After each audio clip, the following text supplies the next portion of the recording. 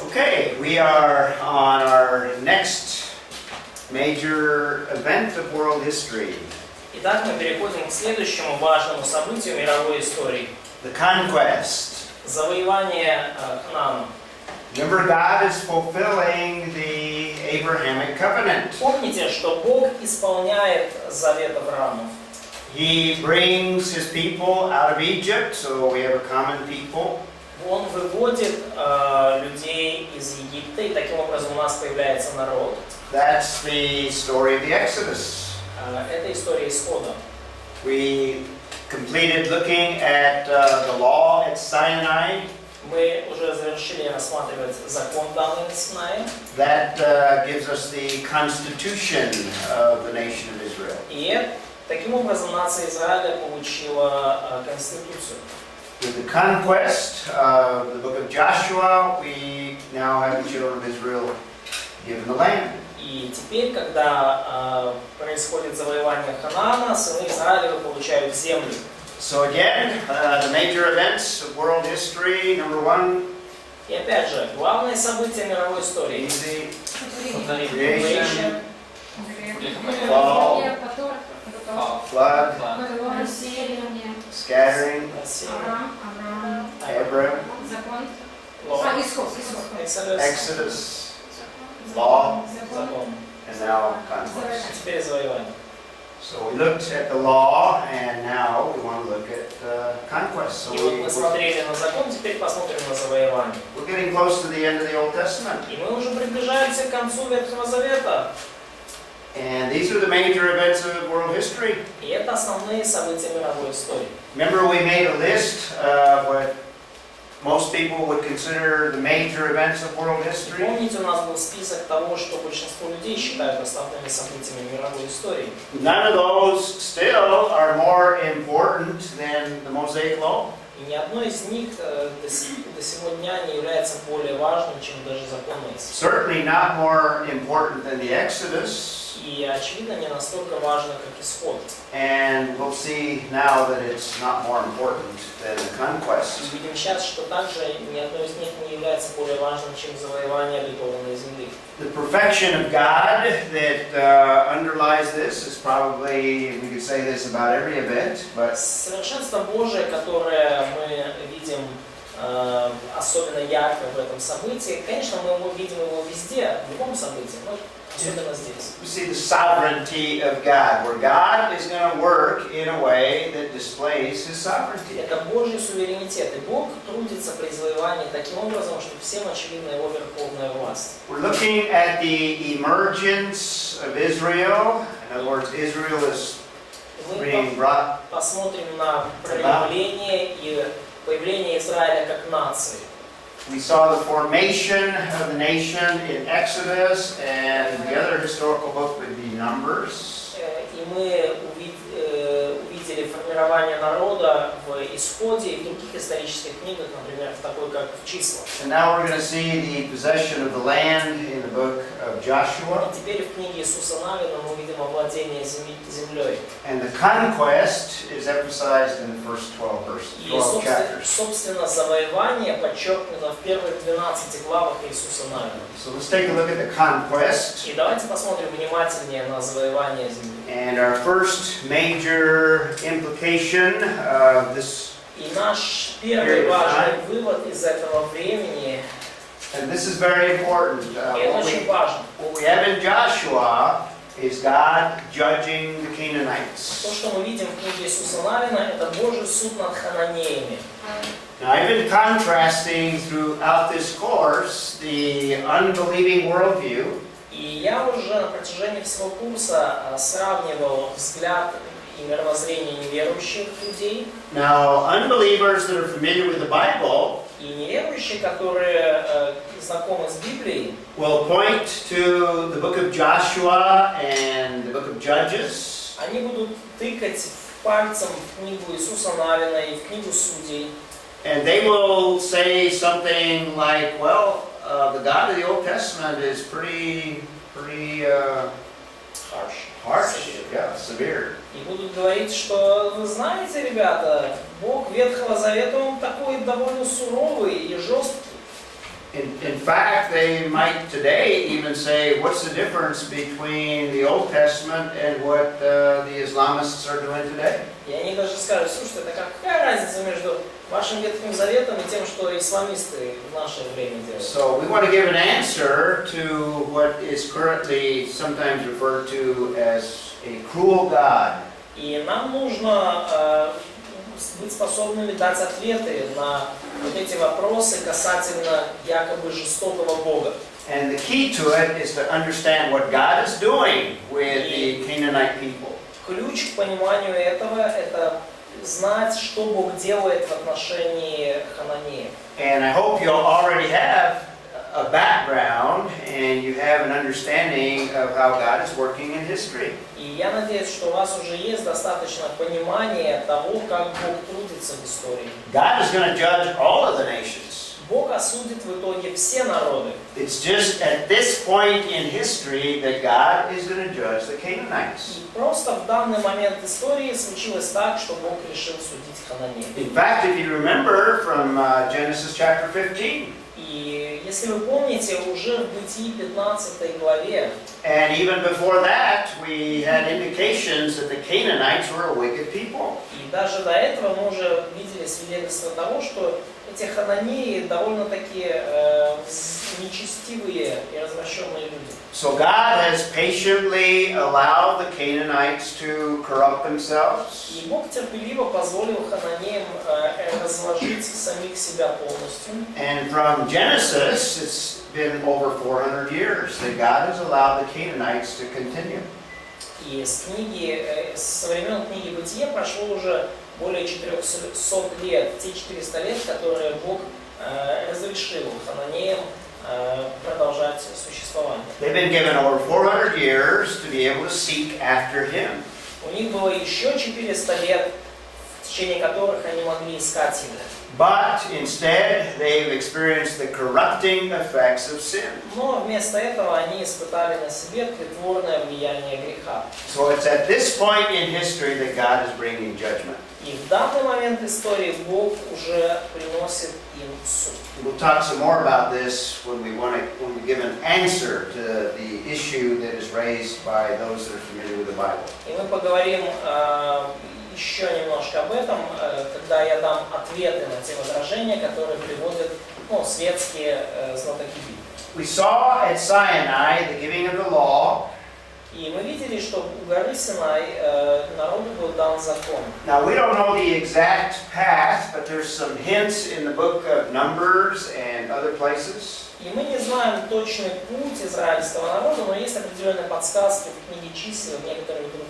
The possible path that they took to arrive to the land of Canaan.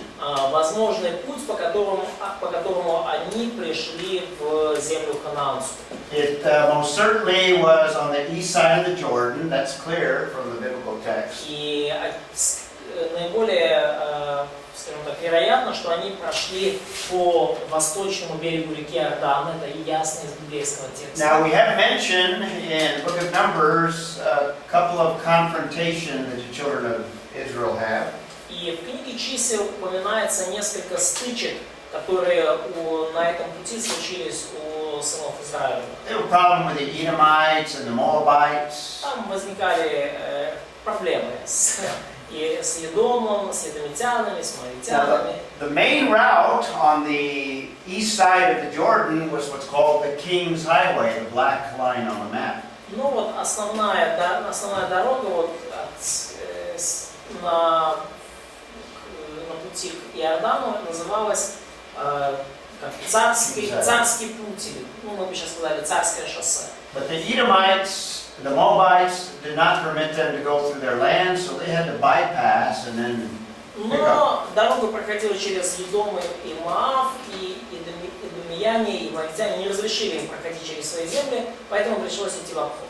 And I'm going to give you show you some photographs of this whole area. И я покажу вам некоторые фотографии всей этой территории. One of the passages refers to the King's Highway. Какие отрывки нам говорят о царском пути? And I'll show you a photograph of what remains of it even to this day. И я покажу вам даже фотографии того, что осталось от этого царского пути в наши дни даже. So we're going to see what Moab looks like today. И мы посмотрим на то, как сейчас выглядит Моав. I've got several photographs of this area right in here, И есть у меня the несколько Arnon River, фотографий территории вот здесь, вот это река Арнон. and I'll show you a photograph of archaeological remains of Dibon right here. И я покажу вам фотографии археологических остатков Дибона. Вот тут. First of all, let's take a look at the King's Highway Но давайте сначала посмотрим на вот этот царский путь and other points on the map there. и другие пункты на карте. Можно вопрос? Но потом же Бог их наказывал, Моав и Едом, за то, что они не пропустили Израиль, да? So later we saw that God punished Edom and Moab because they hindered the way for Israel. Да.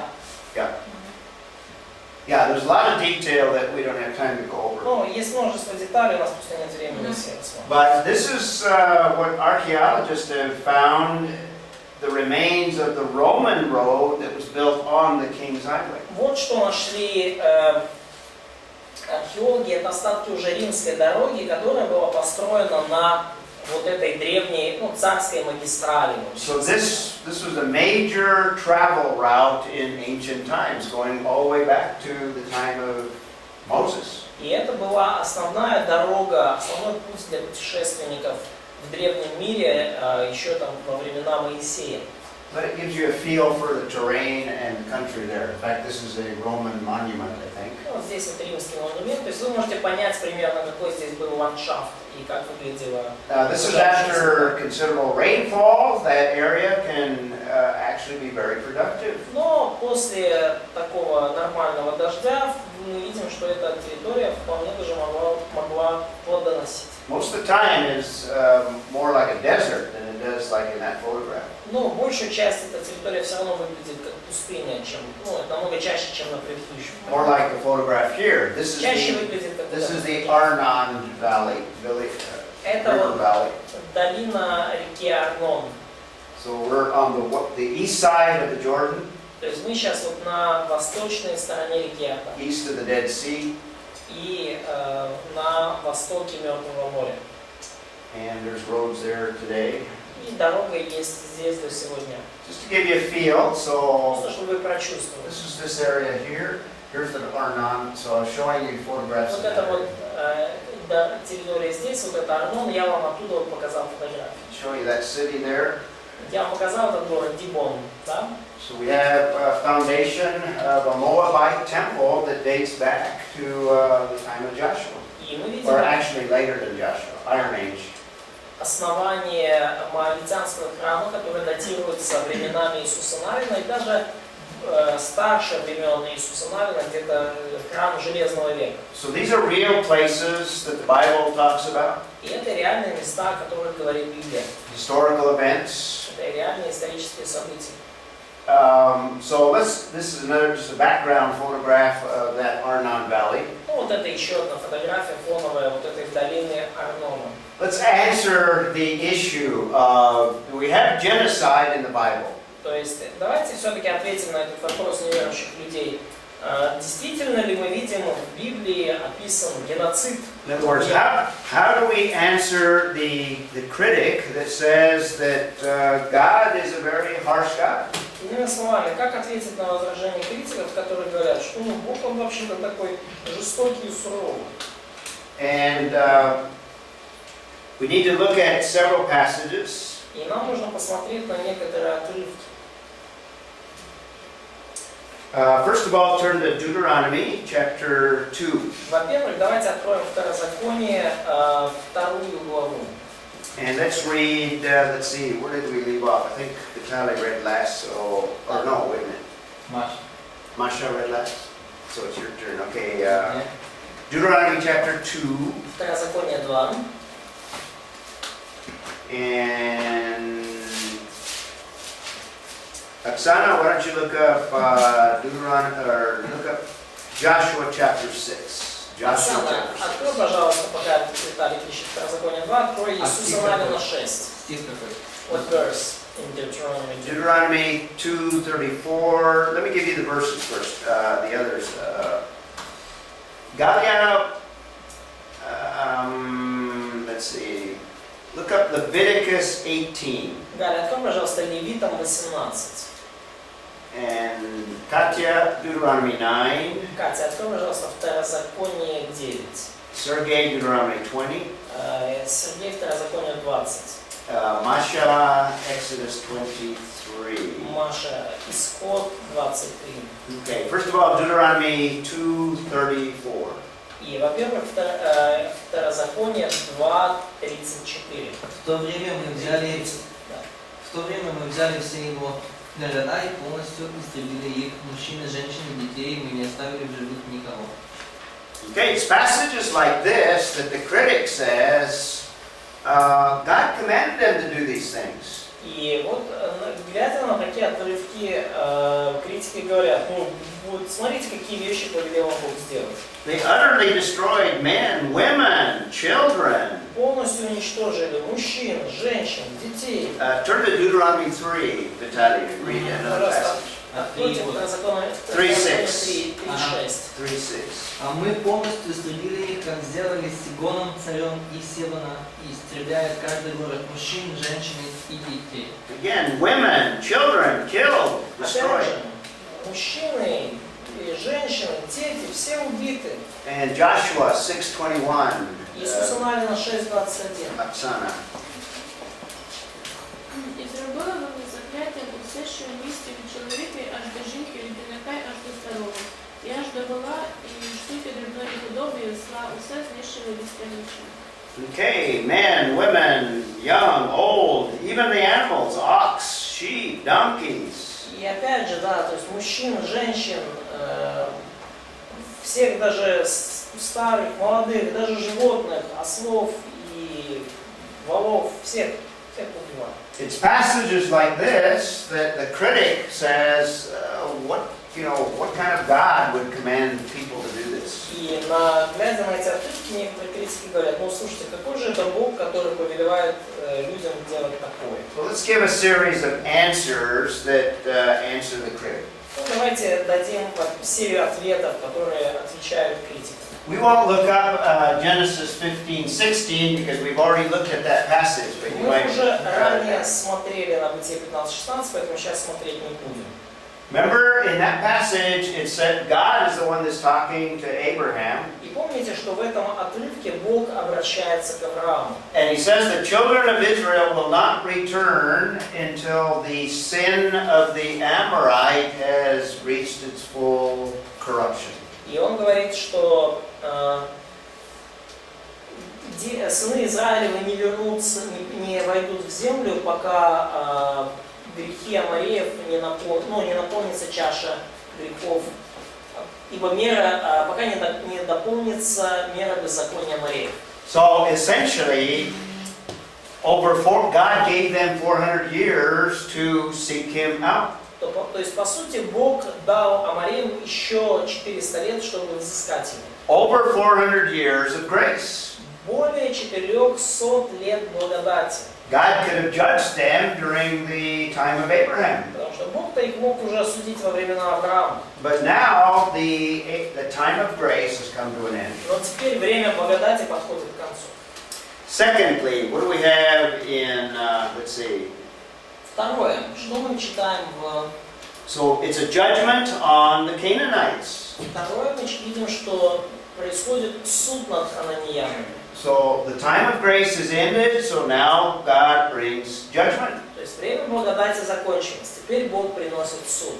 And by the way, there's a biblical principle. There's always a time when the grace of God comes to an end. И, кстати, за этим стоит определенный принцип. Всегда приходит время, когда Божья благодать подходит к концу. And God then brings judgment. И Бог приносит суд. So this is very important. The judgment is a judgment that comes on the Canaanites. И это очень важно. Суд, который пришел, это был суд над Хананеем. And the reason that the children are to destroy all, и причина, по которой сынам Израиля надо уничтожить всех, it's not just a judgment on the Canaanites. причина в том, том, что это не просто суд над Хананеями, but it also has a purpose that deals with the nation of Israel. но также в этом есть цель, связанная с сынами Израиля. I'll talk about that in a moment. Я поговорю об этом через минуту. The only difference between this judgment on the Canaanites and other judgments, И единственная разница между этим судом над Хананеями и другими судами, the only difference is the instrument that God chose to implement the judgment. и разница лишь в инструменте, который Бог избрал, чтобы это наказание и суд осуществить. When God brought the judgment of the Genesis flood, Когда Бог принес суд через потоп, what was the instrument of his judgment? что было инструментом его суда? Вода. Water. The water, or he used the entire natural realm. Да, Natural. он использовал естественную природу, материальную реальность. When he brought judgment on Sodom and Gomorrah, what did he do? Когда он принес суд на Содом и Гоморру, что он сделал? He brought fire from the heavens, or some phenomenon that burned everything up. Огонь с небес или еще какой-то феномен, который все выжег. The only difference with the judgment that he's bringing on the Canaanites Единственная разница этих судов и суда, которые он привел на Хананеев, is that God chose to use the children of Israel as his instrument. разница в том, что Бог решил использовать сынов Израиля как инструмент But суда. his judgment all the same. Но, по сути, это тот же самый суд. Did everyone die during the flood? Все ли умерли во время потопа? Women? Женщины, Yeah. Children? да. Дети, Animals? да. Животные, да. Everything was destroyed by the Все flood. было уничтожено потопом. What about in Sodom and Gomorrah and the other cities? Did women die? Содома и Гоморра и других городов. Женщины погибли, Children died? да. Yeah. Дети погибли. Everything died. Животные, да, все погибло. So also when God is bringing judgment on the Canaanites, it's going to include all of the Canaanites, children included. Также, когда Бог принес суд на Хананеев, то погибли все, и включая детей. So for the Canaanites, it's judgment. И потому для Хананеев это суд, For the Israelites, it's protection. а для Израиля это защита. Because if the Canaanites remain, then they're going to have a contaminating effect on the children of Israel. Потому что если Хананеи останутся на этой земле, то они будут на сынов Израиля оказывать развращающее воздействие. And that's what Leviticus 18 tells us. И это то, о чем нам говорит книга Левит. Галия, read 24 through 27, Leviticus Прочитай, 18. пожалуйста, с 24 по 27 стих 18 главы Левит. А что это типа? 24-27. Leviticus 18, Левит 24. 18, 24-27. Не знечищуйтесь тим усім, бо всім тим знечищені ті люди, яких я виганяю перед вами. І стала нечиста та земля, і я полічив на ній їх гріх. Та й земля виригнула мешканців своїх. І ви будете додержувати постанову моїх та уставів моїх. І не зробите жодної з усіх тих гидот, які тубілець чи приходько, чи який мешкає серед вас. Бо всі ті гидоти робили люди тієї землі, які перед вами, і стала нечиста та земля. Okay? So, what God is basically saying in that passage is the Canaanites defiled the land. И что Бог по сути говорит вот в этом отрывке, что Хананеи осквернили землю. And if they remain in the land, they're going to have a contaminating effect on the children of И Israel. если они останутся на этой земле, то они окажут разлагающее воздействие на сынов Израиля. We have similar passages in Deuteronomy 9:5. You might jot that down. We won't look those up. Похожие отрывки Второзаконие 9.5. Посмотрите, пожалуйста. Deuteronomy 9:5. Второзаконие 9.5. Also write down Deuteronomy 18. И Второзаконие также запишите Второзаконие 18. 9 through 14. С 9 по 14 стих. And what Moses is warning is that the Canaanites, if they remain in the land, are going to have an impact on the children of Israel. И И о чем предупреждает здесь Бог Моисея, о чем предупреждает Моисей, что хананеяне могут оказать, могут развратить израильтян, если хананеи останутся в земле. And in fact, we're going to see later on, the children of Israel didn't do what God said to do to the Canaanites. И как мы увидим позже, израильтяне не сделали всего того, что Бог повелел им сделать в отношении хананеев. And we're going to see that the idolatry of the Canaanites, the immorality of the Canaanites, affected the children of Israel. И мы увидим, что идолопоклонство и аморальность хананеев, они очень сильно повлияли негативно на Израиль. So we have the danger of the contamination of Israel. И мы видим таким образом опасность развращения Израиля со стороны хананеев. So let's look at Deuteronomy, what is it, 7:2. Who's got that И one? давайте посмотрим Второзаконие 7.2. У кого он? Было 9:5. Мы его пропустили, да, сейчас. И предаст их тебе Господь Бог твой и поразишь их, тогда предай их заклятию, не вступай с ними в союз и не щади их. Okay. So we have God commanding them to do this. И мы видим, что Бог повелел им это сделать. But it's not because God is a cruel and harsh God. Но не потому, что Бог такой уж жестокий и немилосердный. It's because God is a just God and must bring judgment. Это потому, что Бог является справедливым Богом, и Он должен принести суд. But He's also a God that protects His people. Но также Он Бог, который защищает свой народ. So this is not genocide, this is judgment. Это поэтому не геноцид, это суд. This is not genocide, this is protection. Это не геноцид также, это защита. Protection against the contaminating effects of the Canaanites. Защита от развращающего воздействия. And God commands it. И Бог также повелел. Another thing to keep in mind is, let's see, what did I give? I gave Joshua 6:22. Которую нужно держать в голове, это Иисуса Навина 6.22. Joshua 6:22. Иисус Навина 6.22. Now this is Rahab, who was a Canaanite. И вот это Раав, которая была хананеянкой. Okay, read it. Читать? И пошли юноши, высматривавшие город, дом женщины, и вывели Раав, и отца ее, и мать ее, и братьев ее, и всех, которые у нее были. И всех родственников ее вывели и поставили их вне стана израильского. Okay, and if you know the story of Rahab, she helped the spies, and Rahab, it's not clear in the text, but she trusted in the God of the Israelites. Если вы знаете историю Раав, то вы знаете, что она помогла лазутчикам выйти из города, и, может быть, это не так очевидно из текста, но она, по всей видимости, доверяла Богу израильтян. And in fact, Rahab appears in a very important place in the New Testament. И, кстати, Раав появляется снова в очень важном месте Нового Завета. You know where she occurs? Знаете, где снова ее видим? Где? In the what? Где? Matthew 1. Yeah, in the genealogy of Jesus.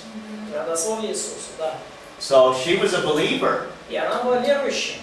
That same salvation that Rahab experienced was available to every Canaanite. То же самое спасение, которое пережила Раав, было доступно каждому хананеянину. But it's because the Canaanites rejected God for over 400 years. Но поскольку хананеи отвергали Бога уже почти 400 лет, And they were a very immoral, a very idolatrous people. и были весьма аморальными людьми, погрязшими в идолопоклонстве, God is bringing judgment upon them. то Бог привел суд на них.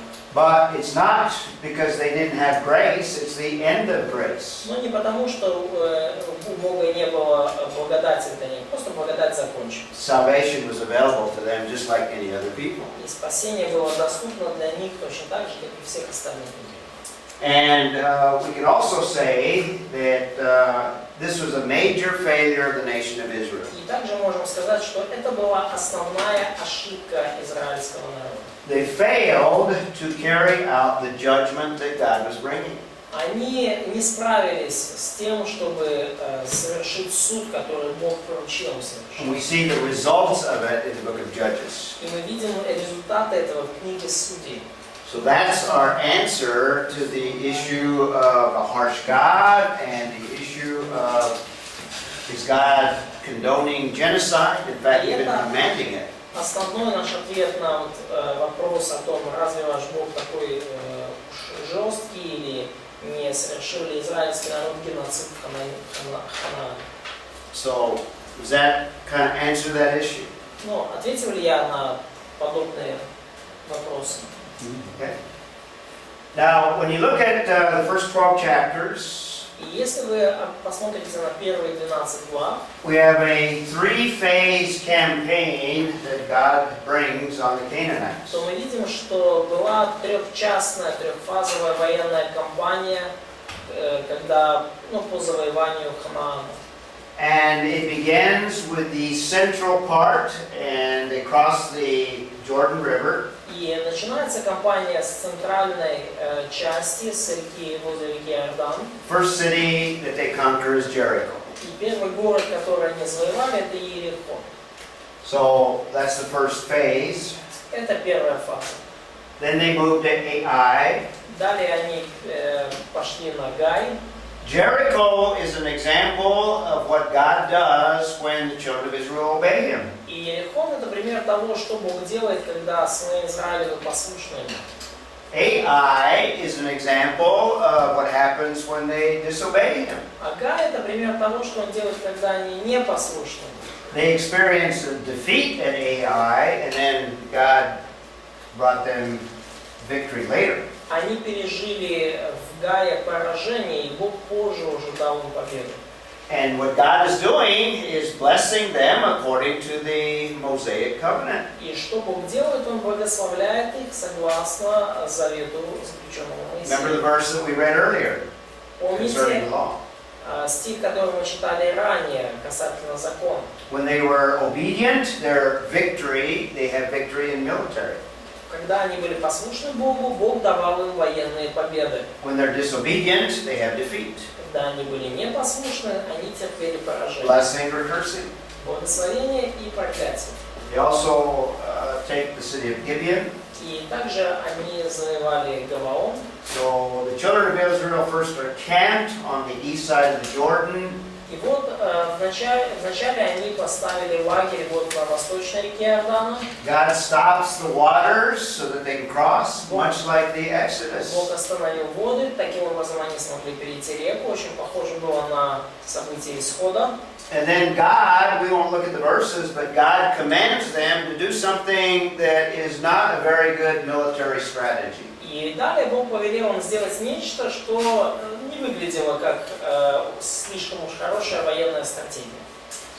In other words, how do you defeat an enemy just by marching around the walls? Иными словами, как вы будете наносить ущерб противнику и побеждать его, просто маршируя вокруг стен? 7 days they march. What's that going to do? 7 дней они ходили вокруг стен. Зачем? 7th day they're to blow the trumpets and shout. What's going to happen? What's that going to На do? 7-й день затрубили трубы, и они закричали громко, что как это вообще работает? I think the point of the story of Jericho Я думаю, что суть этой истории с Иерихоном is that if God commands something that really is not a military tactic, суть в том, что если даже Бог повелит нечто, что не выглядит как отличная военная стратегия, but the children of Israel are obedient, но при этом сыны Израиля послушны, it's God that's going to bring the victory. то очевидно, что Бог принес им победу. The walls didn't fall because of the sound of the trumpet. Стены не рухнули от звука труб. In fact, scholars have come up with all kinds of theories as to what brought the walls down.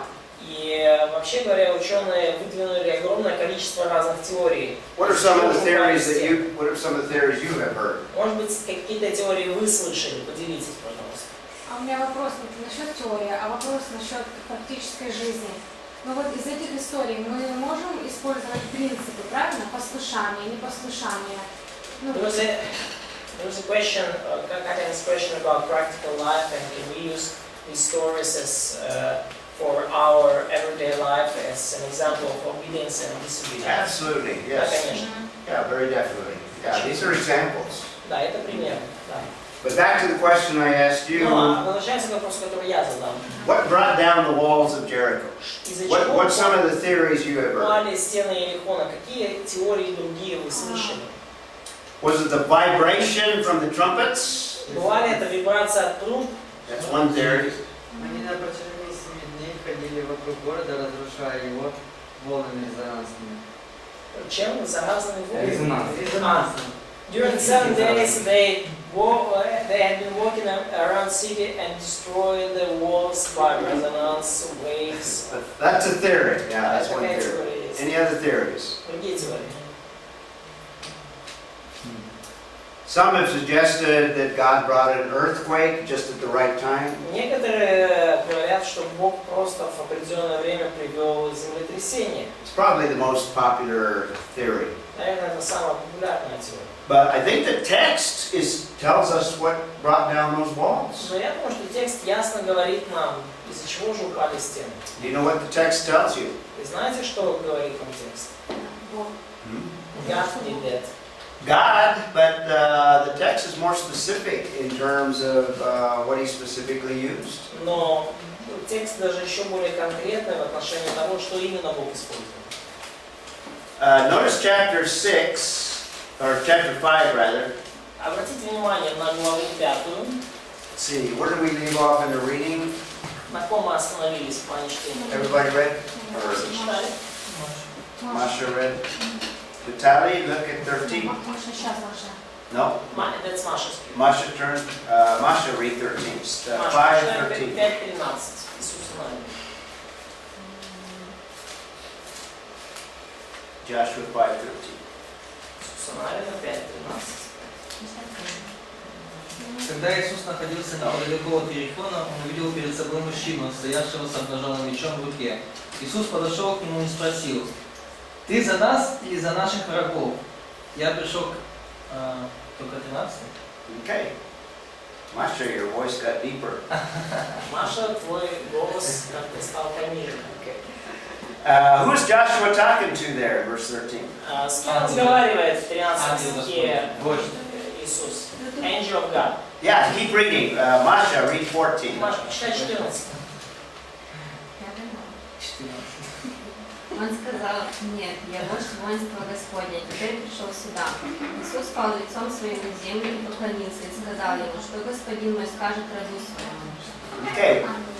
What we have is an angelic creature that Joshua has a vision or sees a Что vision. мы здесь видим? Ангельское творение, которое Иисус Навин видит.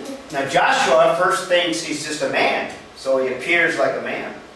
Ну, Иисус Навин, он видит сначала просто человека, и ну, ему кажется, что это человек. So he asks him, "Are you on our side or are you on the Canaanite Иисус side?" Навин спрашивает: ты с нашей командой или с Хананеей? But verse 14 makes it clear he's not a man, he's not a human, he's an angelic person. Но стих 14 делает совершенно ясным, что это не человек, он ангельское творение. In fact, he's a captain of an entire army of angelic creatures. Ну и вообще-то он вождь целой армии ангельских существ. Майка? Pardon me? Like, is it Майка? Майкл Архангел? It doesn't say. Could be, yeah. Could be Michael. Михаил это или кто-то другой, но может быть. At least an angel that is with an army of other angels. Ну, другой, так или иначе, это ангел, под началом которого армия других ангелов. Immediately following that, in chapter 6, we have the victory. The implication, I think, is clear. И сразу после этого в 6 главе мы видим победу, и применение совершенно очевидное. What brought down the walls was not the vibration of the shouting and the walking. Что обрушило стены? Ни вибрации, ни крики, ни хождение вокруг. Not an earthquake that happened at the same time coincidentally. не землетрясение, которое совершенно случайно случилось в тот самый момент. But I think it was the invisible forces of angelic army. Но это были невидимые силы ангельских армий. And remember, angels are very powerful, and angels accomplish lots of things that are mentioned in Scripture. И помните, что ангелы обладают огромной силой, и благодаря ангелам достигнуто много вещей, описанных в I Писании. think Joshua and the children of Israel knew that this angelic army destroyed the walls of И я Jericho. думаю, что Иисус Навин и его люди знали, что именно ангельская армия уничтожила стены Иерихона. Now we know from archaeology that these walls, like the ones at Jericho, И мы знаем из археологии, что вот эти стены, вот стены Иерихонские, were very large, and Titus probably showed you photographs. были очень большими, и Тайтус, скорее всего, показал вам фотографии. Some of the walls could have been 20 meters, Некоторые стены могли быть там 20 метров высотой.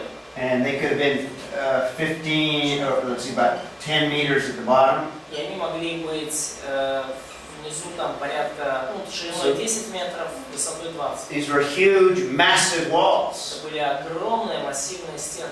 But angelic creatures with great power could knock those walls down.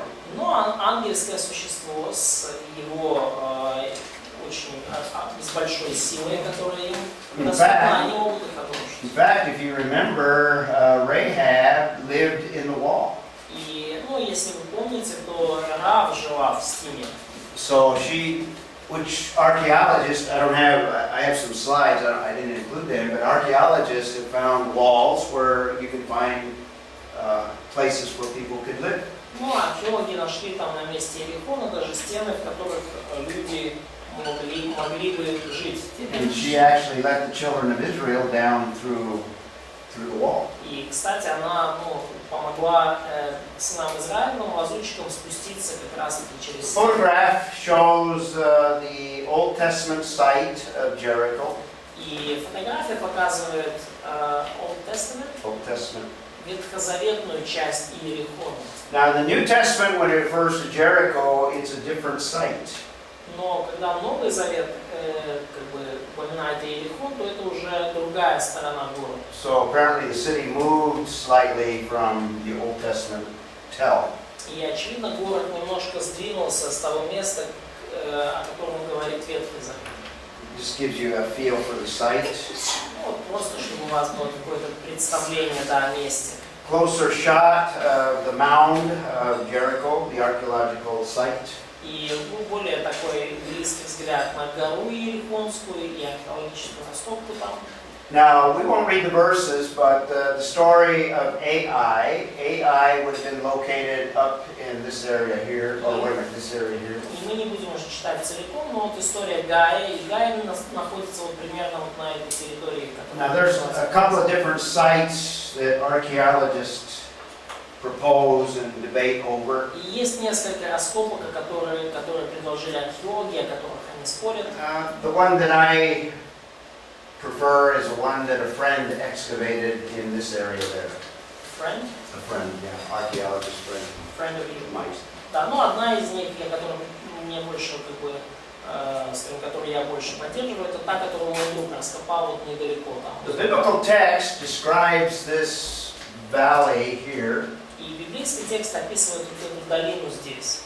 And this is the archaeological site. It's called Kibbutz El Makatir from this other location, which would be up here. И вот эта археологическая раскопка, которая описывает, которая называется Киевский Макатир и Site of Ai. Да, то есть это раскопка возле Гая, она расположена там, в горизонте. This is a Wadi Shiban that is mentioned in the biblical text, where part of the force. This is after they were obedient. И вот это Вади Шибен, вот какое-то место упомянутое в Библии, это вот уже после того, как они были послушны. Where they could hide in this valley where the tell was up on the hill, up on the top. They couldn't see down low. So, Hay was on the top. Ai, Да, то есть Гай был на верхушке этой горы, а израильтяне находились внизу в долине. Yeah, read those passages and you can see some of the detail. This is what it looks like. Прочитайте эти детали и отрывки, вы увидите детали. Вот так оно выглядит. So you could hide the army of Joshua down there and they wouldn't be able to see from the city. То есть, в принципе, можно было бы внизу этой горы спрятать армию Иисуса Навина, и они бы из города ее не увидели. Okay. So the main thing that we're talking about here in the conquest И самое главное, что я хотел бы, чтобы вы увидели из истории завоевания. First of all, those photographs I showed you just kind of gives you a feel for what the land looked like today and would have looked similar in time of Joshua. Вот эти фотографии, которые он показал, показывают, как на них видно, как земля выглядит сейчас, и, в общем-то, примерно так она выглядела и во времена Иисуса Навина. So the first thing to keep in mind is it's a judgment that God brings, judgment on the Canaanites. Что нужно иметь в виду, это то, что вот это завоевание было судом над хананеями. Secondly, it is also a fulfillment of what God promised the children of Israel. Во-вторых, это исполнение того, что Бог пообещал для сынов Израиля. God promised them the land, so in order for them to have the land, He must remove the Canaanites. Бог пообещал им землю, и для того, чтобы дать им землю, он должен удалить с этой земли хананеев. So the story in the book of Joshua is a story of God faithfully fulfilling the covenant. И история книги Иисуса Навина – это история того, как Бог верно исполняет свой завет. God fulfilling the Abrahamic covenant. Бог исполняет завет, заключенный с Авраамом. God faithfully does what He says in His covenants. Бог верно делает все то, что Он говорил в этих заветах. And Abrahamic is an unconditional covenant dependent only on God. И завет Авраамов – это безусловный завет, исполнение которого зависит лишь от Бога. So our first implication is what we have in Joshua. The conquest is a judgment on the Canaanites. Наш первый вывод, то, что мы видим в истории Иисуса Навина, это божественный суд над хананеями. And if you read through Joshua, you're going to see very quickly that it's also a display of God's grace. И когда вы читаете книгу Иисуса Навина, вы очень быстро понимаете, что также здесь показана божественная благодать. Display of grace for Israel. Божественная благодать для Израиля. So we have judgment and grace. То есть мы видим и суд, и благодать. It's grace for Israel because Israel does not deserve what God is going to give them. Это благодать для Израиля, поскольку Израиль не заслужил то, чего Бог хотел им дать. Even at Sinai, they remained an idolatrous people. И даже в Синае они остались идолопоклонническим народом. So let's take a look at these three phases. Давайте посмотрим снова на эти три фазы военной кампании. And I gave you kind of a little picture review of Jericho and Ai. И я уже дал вам такой обзор в картинках, как вы видели Ерихон и Гай. So after they conquered the central part of the land of Israel, После того, как они завоевали центральную часть земли хананской, now they began to conquer the southern part. они начали завоевывать южную часть. And the next city in the book of Joshua is Lachish. Следующий город в книге Иисуса Навина – это город Лахиш. So I'm going to show you photographs of what that site looks like. Ну, я вам покажу, как это место выглядит. This is the archaeological mound or tell of Lachish. Вот археологическая гора или место раскопок там, где был древний Лахиш. And we won't look them up, but the battle or the conquest involves chapter 10 of Joshua, chapter 10, verses 31 and 32. И мы не будем сильно уже углубляться, но вот битва сама при Лахише описана в 10 главе Иисуса Навина. And in ancient times, they would build a city on the top of a hill or a mound. И в древние времена они строили город на верхушке холма или горы. And they would build walls, a wall all around the city. И они строили стену вокруг города. This would be the main entrance, and there'd be a main gate right here. И это была главная дорога в город и главные ворота. The king and the important citizens would live in the walled part. И царь, и все важные горожане жили в части города, обнесенной стенами. And many other people would live outside of the city and they would farm all of the land outside. И многие другие люди жили вокруг города и обрабатывали землю, которая была вокруг него. And if there was an enemy approaching, they would sound a signal and everyone would run into the walled city. И если приближался неприятель, то подавали трубой сигнал, и все прятались вот в этом укрепленном стенами городе. So even today, the fields are used for agriculture. These are vineyards. И даже сегодня мы видим здесь вот поля, которые используются для сельского хозяйства, это виноградники. Here's the entryway to Lachish. И вот это вход, центральный путь к городу And Лахиш. in the center would be the main temple. И в центре будет главный храм. So here's that entryway. In other words, we're looking down this direction in this photograph. И вот этот центральный путь, вот как мы смотрим вот из того места наружу, On the way up to the gate. вот путь к воротам. And then there's the remains of the palace. И вот это остатки дворца Лахиша. And there usually is a temple associated, mainly the palace here. Ну и еще часто город, храм показывают, но здесь мы видим только дворец. So that corner is, I think this corner here. И насколько я понимаю, это вот это, на этой фотографии угол этого дворца. So after they take the southern part of the Canaan, После того, как они завоевали южную часть Ханаана, now they're going to take the northern part, and one of the main cities is Hatzor. они теперь будут завоевывать северную часть. И один из главных городов здесь это Хацор. Hatzor was the kind of the guard city that protected from the north, enemies that would come from the north.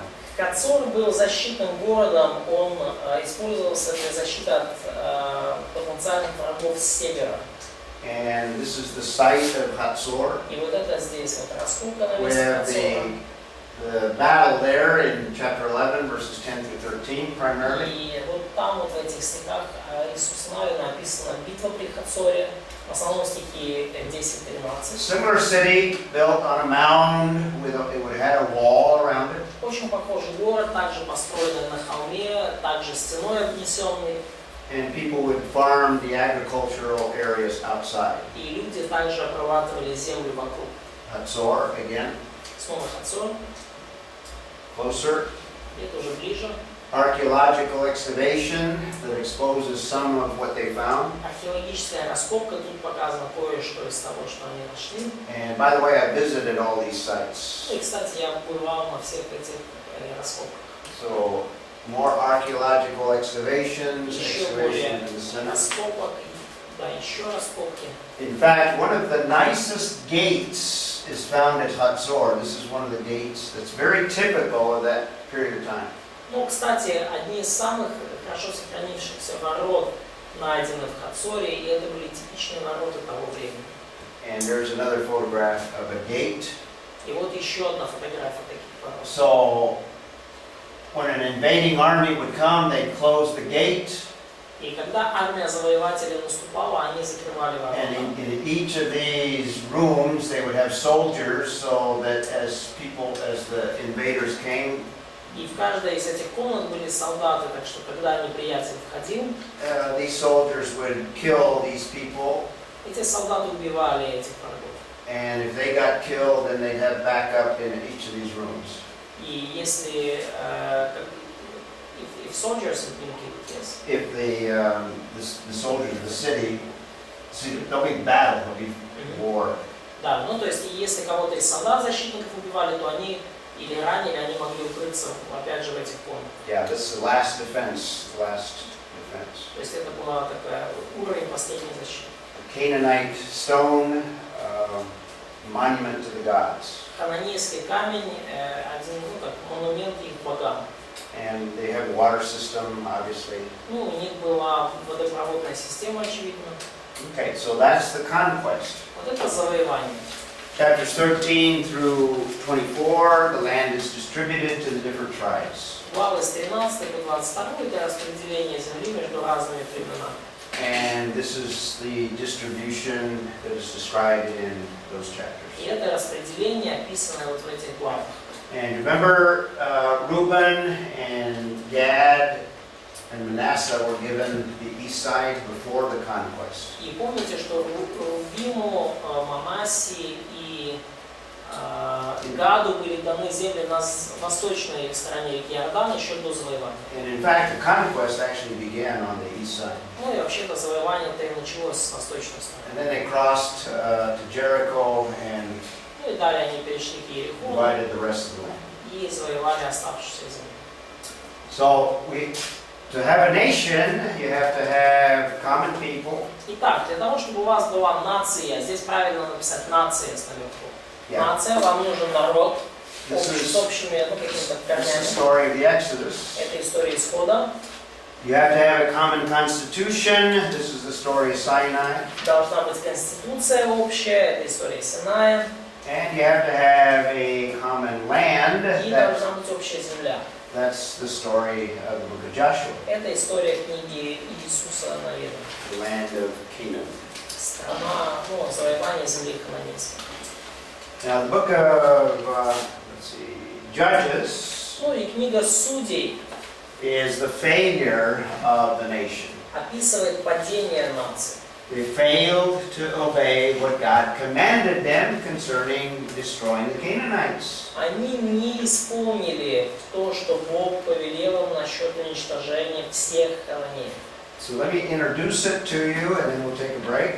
И давайте я сделаю, скажем так, небольшое вступление к этому, и потом мы отправимся на перерыв.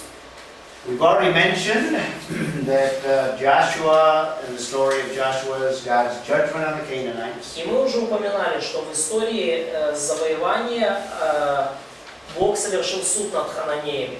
But we also said that it is grace in relationship to Israel, God granting grace. Также мы говорили, что это Божья благодать по отношению к Израилю, и Бог проявил свою благодать.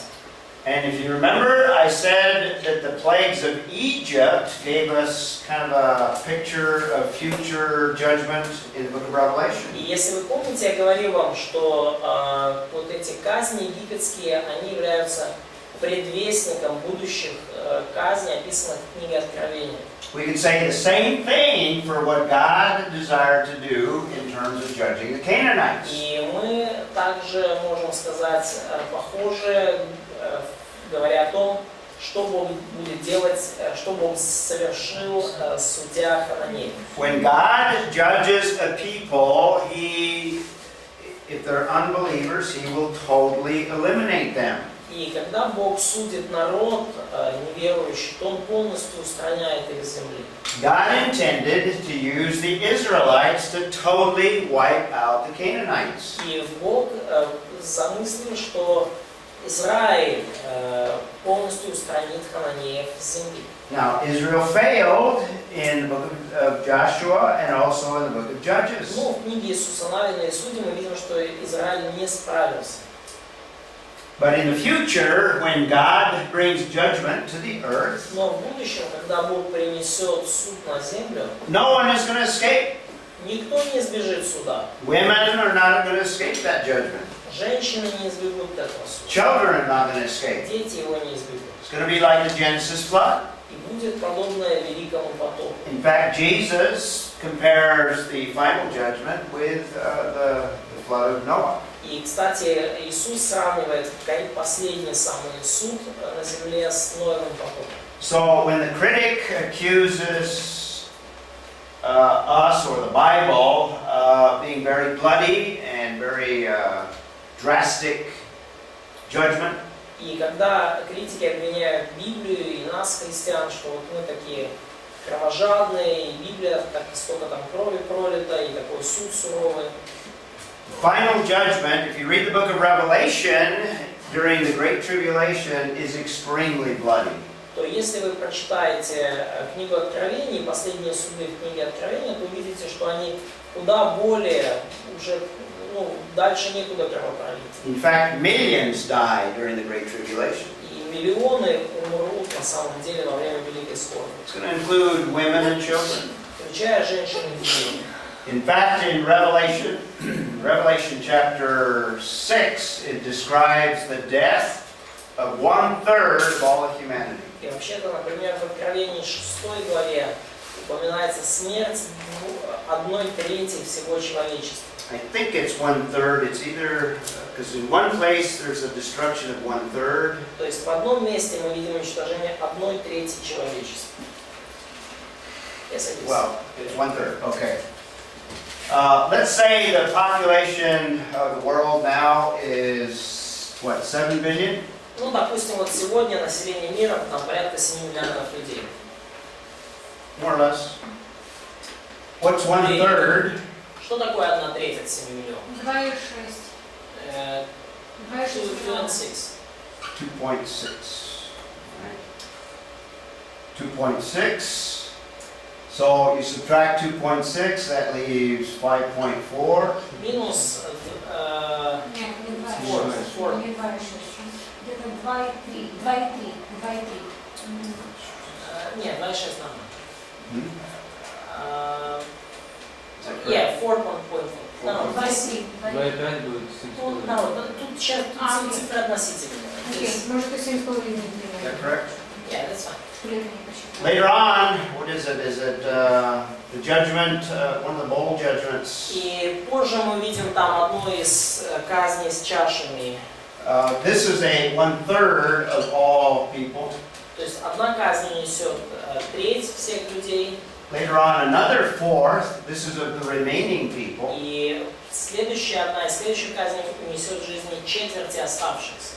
We have another 1.1 billion. То есть еще минус 1 миллиард. So we end up with 3.2 or so. То есть останется на земном шаре 3,2. Actually, the numbers are not right here, but anyway, Ну, цифры, может, не you очень combine понятны. the two and it ends up 3.5. Но вы, как бы, вот, объединив эти два суда, вы видите, что 3,5 миллиарда где-то останется. So just a description, in two places it talks about half the population being eliminated. То есть просто из-за двух казней мы видим из их описания, что половина земного населения будет удалено с земного шара. And ultimately God destroys all unbelievers. И очевидно, что Бог, конечно же, уничтожит всех неверующих. So as bloody and as drastic as this judgment is, it's only a foretaste of what God is going to do in the future. И каким бы кровопролитным и суровым ни был этот суд, это всего лишь предвкушение будущего суда. Let's take a break and we'll conclude our look at the conquest. Это радостная нота, сделаем перерыв и вернемся.